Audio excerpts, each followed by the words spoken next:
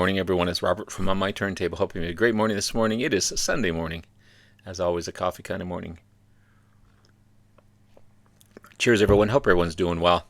As you can see, I got a pile of albums beside me here to show you.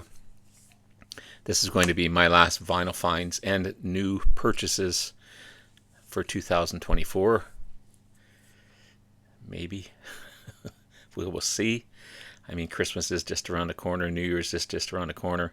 I've got a ton of new fantastic releases. I've got a ton of new reissues. I've got a ton of great used vinyl. My shelves are getting really full. I'm starting to find out that I need more room or either purge some stuff. But I can't help it. I can't help it. I found some great stuff yesterday to add to my existing collection, plus a couple of newer bands that I've never heard of before that I'm really interested in digging into. So let's get started for time here. I'm going to start off with the used stuff I found, and then I'll keep the new purchases till later, just to keep you guys intrigued and watching this video. So right off the bat, I found Warner Brothers presents Montrose. This thing is in fine shape. It is really almost brand new mint shape. A little bit of wear at the top, but who cares? This is 1975 release, their third studio album. You got Jim McCalvary on keyboards, Denny Carmassi on drums, Alan Fitzgerald on bass, Bob James on vocals, Ronnie Montrose, of course, on guitars and vocals, and then Novi on viola on the song Whaler. There's the boys in their nice white shirts with that belly button. I guess that's Bob James there. But the album sounds so good. Sounds so good. I also found Mean, their fifth and final album by Montrose, 1987 release. This one's more glam rock than their previous harder edged rock. Didn't do all that great in the charts, but only 165 of the Billboard 200. But still, I'm glad to have it in my collection as a completist. You've got Johnny Edwards on vocals and James Kotak on drums. Of course, Ronnie Montrose on guitar and Glenn Lesh on bass. I guess the song M for Machine, the fourth track on this one, was written for the film RoboCop, but it didn't make the cut. So, glad to have it. Glad to find it.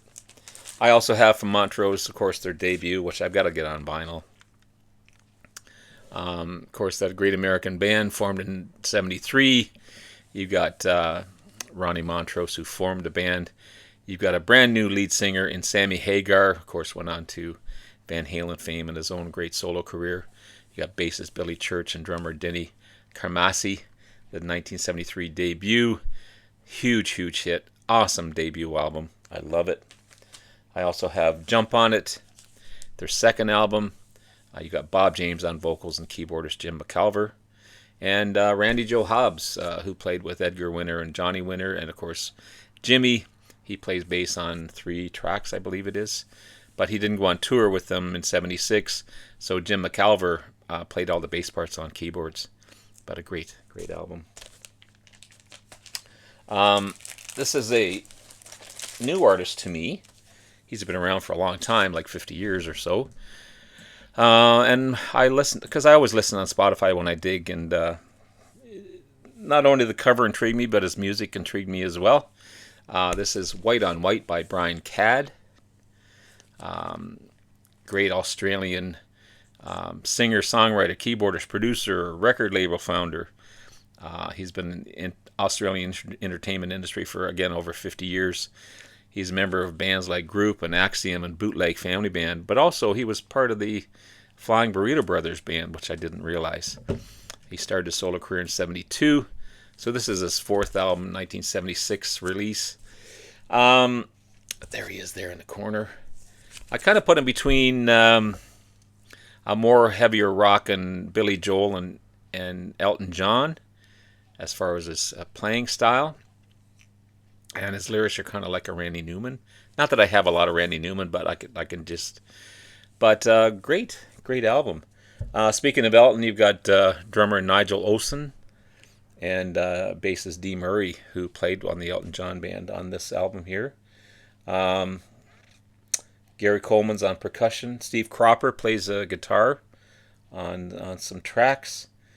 And yeah, cool stuff. I don't know if I'll continue looking for any more of his stuff unless this one starts to grow on me. But it sounds great. Looks great. I love the cover. Um, yeah, kind of a whiteout kind of writing style. But it's cool. Speaking of cool, I'm glad I found this one. This is Three Sides Live, Genesis, 1982 release. You got recordings from 76 to 81 on here. Huge commercial success, number 2 in the UK charts, number 10 in the US charts. Of course, you've got Phil Collins, Tony Banks, and Mike Rutherford on here. You also had Daryl Strummer on guitars and bass and Chester Thompson on drums. This recorded live in Europe and America during 81. Turn It On Again, Dodo, Abacab, Behind the Lines, Duchess, Me and Sarah Jane, Follow You, Follow Me, Misunderstanding, In the Cage. That's a medley between Cinema, Show, and Slippery Man. Then Afterglow, and then side 4 is Paper Late. You might recall Me and Virgil, Evidence of Autumn, and Open Door. Amazing find, in my opinion. I also have from Genesis. I don't have a lot of Genesis, but I have some decent ones. Some I'd like to get on vinyl. Some vinyl I need to replace, and I'll show you that in just a second. This is Trespass, second album, 1970 release, and the last album with Anthony Phillips on guitar, and their only album with John Mayhew on drums. I also have Selling England by the Pound, the fifth album, 1973 release. I have it both on CD and a beat the hell copy on vinyl. That's just ugly vinyl. But the record plays pretty decent. It's on the Charisma label, this one here, but I need to replace this vinyl for sure. I also have Wind and Wuthering, 8th album, the last to feature Steve Hackett on here. I love Steve Hackett, such a great guitarist. And I've got Duke, 10th album, 1980 release. And I have Genesis Live, their first live album. And I love that cover. I've always loved that cover. Yeah. So good. So good. And I also have a 2023 release. It's called BBC Broadcast. It's a 5 CD box set. You got the lineup of Collins and Banks and Gabriel and Mayhew and Phillips and Rutherford. And then you got the 1998 tour with Ray Wilson on vocals as well on here. So it covers anywhere from 1970 to 1978, I believe. But so good. Love it. This band here kind of fooled me. And I'm not upset about it. I just thought at first when I saw it, it was a progressive rock band because of the cover. And when I listened to it, kind of rocking, kind of cool. This is Servant, World of Sand. Kind of a cool looking cover. There's the band there. I said, okay, female vocalist, that's cool. Sandy Brock. Sounds good. But I found out when I started to research it, pardon me, when I got home, it's a Christian rock group. Not that there's anything wrong with that. Came out of the counterculture Jesus movement in the 60s and 70s. They kind of started in Tucson, and then they moved to Canada, Vancouver to be exact, and they played all over North America. They don't preach in their music. I mean, there's a couple of references and things, but what other mainstream band doesn't do that? There is a song on here called "Come Jesus Come," which is okay. But they were one of the first Christian groups to use laser lights and flame tubes and fireworks and fog machines and light shows and quadraphonic sounds. But they kind of went against the grain. They were talking about social justice and caring for the poor, and a lot of mainstream religion doesn't like that.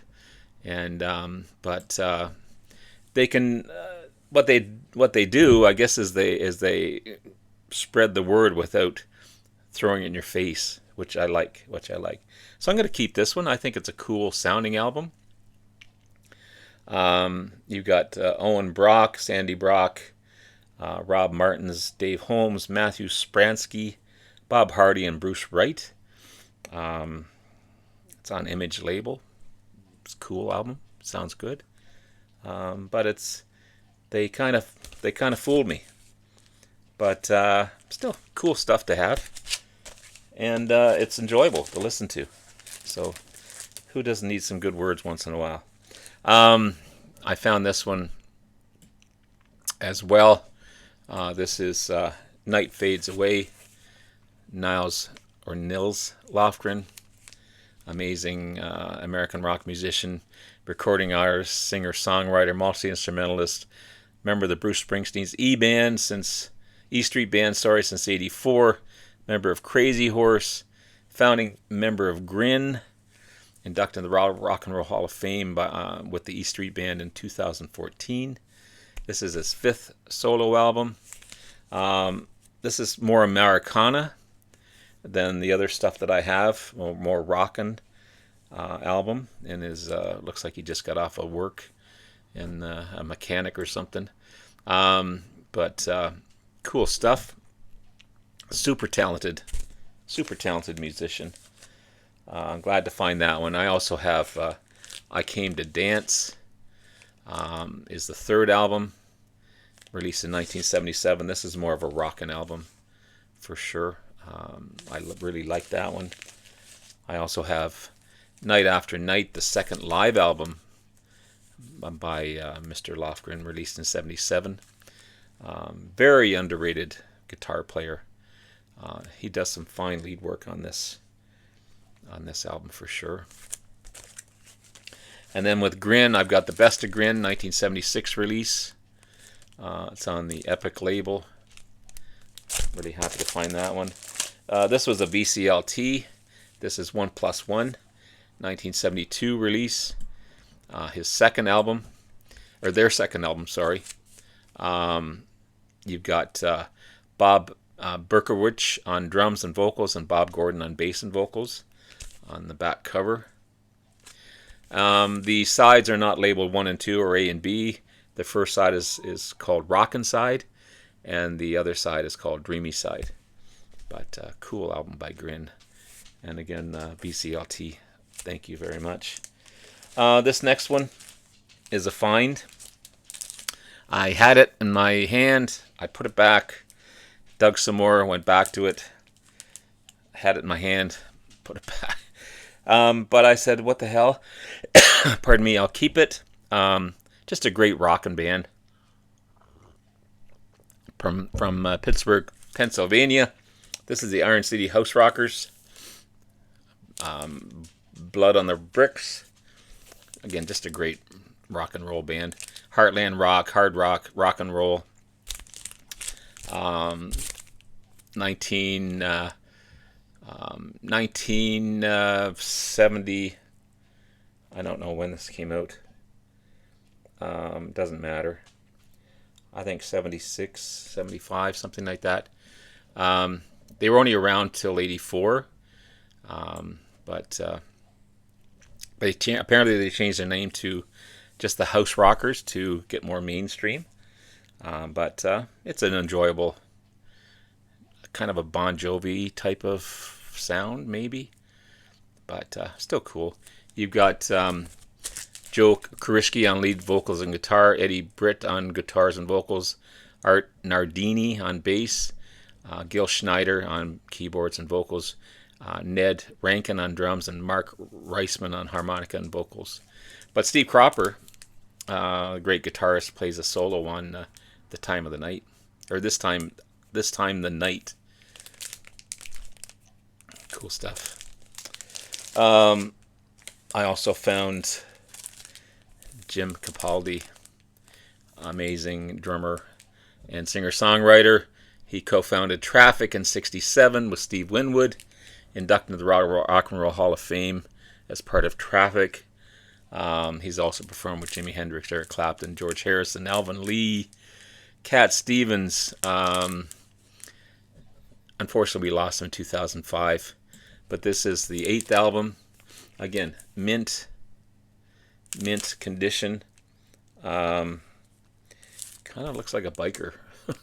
he's he's not the prettiest guy in the world for sure, but sounds good. Steve Winwood plays on this one. He guitar, organ, piano. Chris Spedding, great guitarist, plays on this one as well. On the cover of Love Hurts. Paul Kossoff on lead guitar with the boy with a problem. Yeah.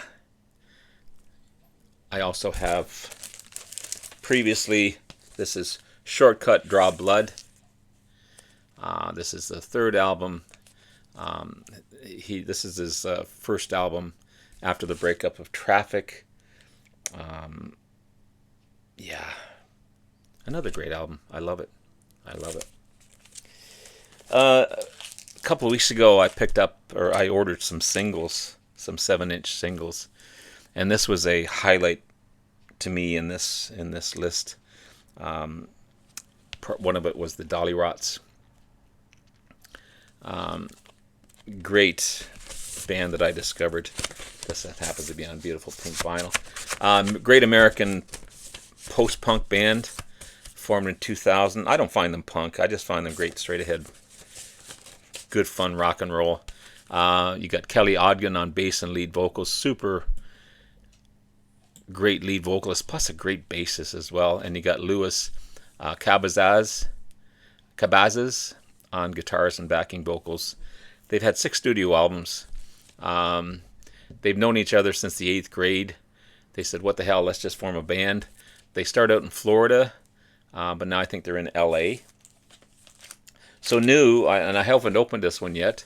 I ordered Night Owls, their 8th album.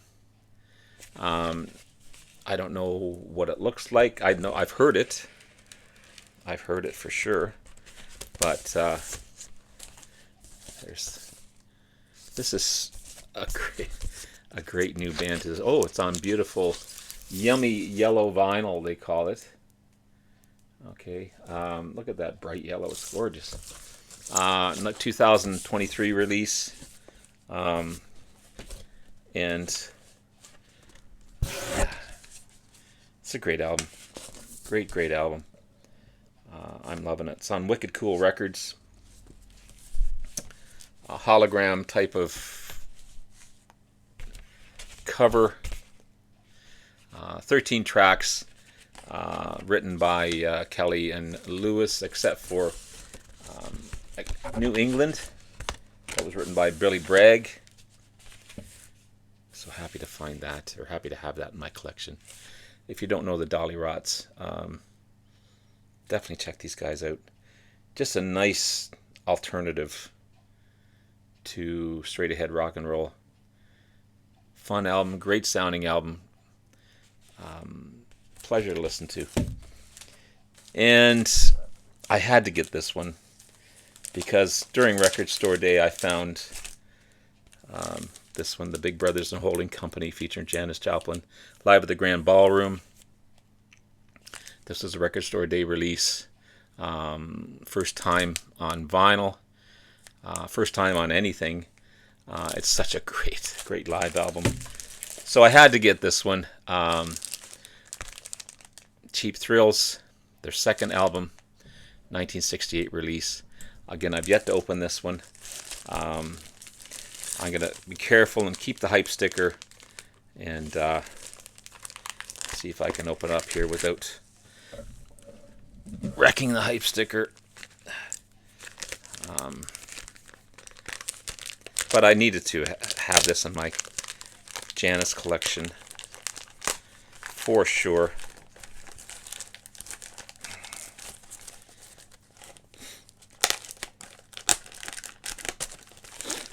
It's kind of a weird. This is oh, here we go. Okay, so I've kept the hype sticker. This is the Landmark album, 180 gram audiophile vinyl, sourced from the original masters. Jacket meticulously recreated from the original art, and 180 vinyl pressing. Say gatefold. Big Brother and Holding Company were such an awesome band. Beautiful photo of Janis on the back. On that Columbia label. And yeah.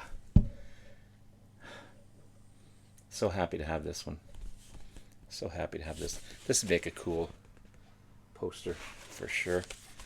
That artwork is to die for. So I'm happy to find that one. I also had, again, that record store day that I showed you. I've got her first debut solo album. This is so different than Big Brother. This is, I can picture her in a smoky, bluesy lounge. And there's horns and there's everything else on this one. I got them old Cosmic Blues Again Mama. 1969 debut album. Fantastic. Only album released during her lifetime. Then I have Pearl, second and final solo album. And she did play a part in it, but it was released after her death, unfortunately. The only album recorded with the Full Tilt Boogie Band. Yeah, amazing. Triple platinum. 500 greatest albums of all time, ranked 259, Rolling Stones. And then I've got the collection performances of Janis compilation album, 1973 release, 1975 release. So good, so good. You got film soundtracks, live recordings on here, pretty much everything. So there you have it, guys. Hopefully, and probably my last purchases and last vinyl finds and new buys for 2024. Maybe. We will see. Anyway, have yourself a great rest of the day. Love you all. We'll talk to you again soon. Bye now.